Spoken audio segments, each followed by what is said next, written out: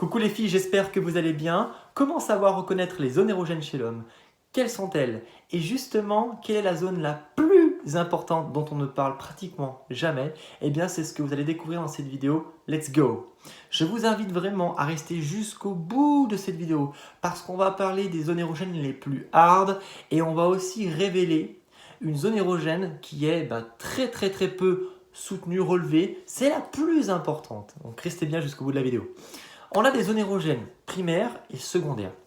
On va commencer par les zones érogènes secondaires pour monter crescendo. On va avoir bien sûr le cou. Le cou est une zone un peu oubliée, mais elle est très érogène chez l'homme. Donc on peut venir faire des papouilles avec les doigts, venir jouer avec la langue, venir jouer avec la langue et souffler pour avoir cette sensation de froid qui peut venir avec l'horripilation, le fait que les poils se redressent, pour isoler justement le fait qu'on est froid, les poils sont des isolants. Petit rappel physiologique, et bien justement, c'est terriblement excitant. On va avoir les lobes d'oreille.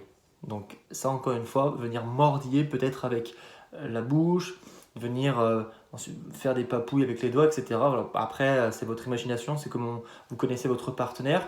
On va avoir aussi au niveau du cuir chevelu, au niveau de la tête, venir caresser les cheveux. Ça peut venir faire appel aussi à un ancrage, parce que puisque quand nous étions petits, on avait des papouilles aussi de la part de notre maman, venir prendre soin, un moment de tendresse avec son enfant. Et puis ces choses-là sont ancrées en nous, cette affection, cette tendresse. Et bien, on peut très bien, à l'âge adulte, avec son partenaire, transposer cette notion de tendresse en excitation. Et c'est pas du tout vraiment anodin, puisque c'est ancré en nous. Et en quelque sorte, cette notion de tendresse, cette notion d'affection qu'on peut avoir envers soi, envers un partenaire, est vraiment quelque chose de primaire qu'on va retrouver par exemple chez les singes. On retrouve des comportements vraiment avec les mamans, la maman singe qui va venir justement caresser son petit, qui va venir, et on a besoin du contact peau à peau. Vraiment le contact peau à peau également, on n'en parle pas assez, mais de sentir la chaleur du corps de son partenaire peau à peau, ça c'est vraiment puissant. Et encore une fois, c'est un ancrage, puisque comme nous étions tout petits, nous avions la maman, le bébé, peau à peau. Et bien à l'âge adulte, voilà, on a cette tendresse qui est ancrée en nous, qui peut se convertir avec la maturité, avec son partenaire, en excitation. Maintenant, ce qu'il faut savoir, c'est que pour reconnaître que vous êtes vraiment en train de taper dans le mille au niveau de la zone érogène, c'est qu'on va avoir par exemple peut-être la respiration qui s'accélère. On va avoir par exemple aussi le fait qu'il y a une horripilation, les poils qui se dressent. Et tout ça peut être des indices vraiment finalement comme quoi le partenaire est en train de passer un bon moment. On va avoir aussi une zone érogène. Je pense que vous vous en doutez, les filles, c'est les tétons. Et les tétons finalement, quand ils se durcissent, quand on vient les toucher, les mordiller, mordiller plus souffler, lécher, mordiller, souffler, et qu'on a cet aspect un petit peu durci, que ce soit pour les femmes ou pour les hommes, il semblerait qu'on ait une corrélation entre l'excitation. Donc c'est une zone qui peut parfois être oubliée, mais voilà, encore une fois, si vous en parlez avec votre homme et qu'il puisse apprécier ça, testez. Maintenant, on va parler des zones un peu plus hard. Donc on va y aller, bien sûr. Donc on a le pénis et plus précisément le gland.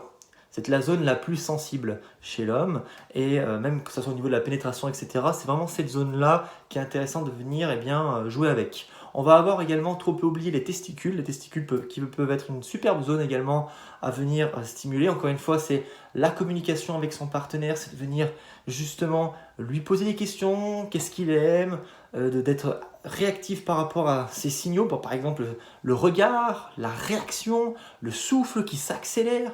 Tout ça, ce sont des indices qui vont vous indiquer qu'il est en train d'apprécier, ou plutôt, s'il a une réaction un petit peu bizarre de son corps qui se raidit, là peut-être qu'il n'apprécie pas. Donc encore une fois, on essaie de communiquer. Maintenant, il y a une zone très importante dont on ne parle trop peu, c'est le cerveau.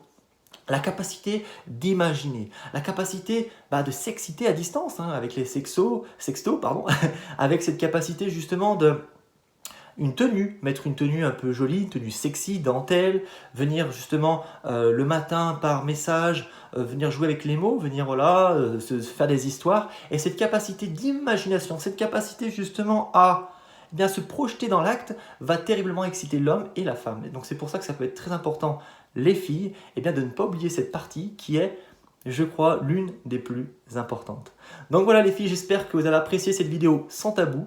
Je vous invite à télécharger mon guide gratuit 7 étapes pour devenir meilleur qui est dans la première ligne de la description de la vidéo. Moi je vous fais des gros bisous, partagez cette vidéo à vos amis et vos copines pour leur montrer tous ces conseils. Et moi je vous dis à demain pour une nouvelle vidéo YouTube.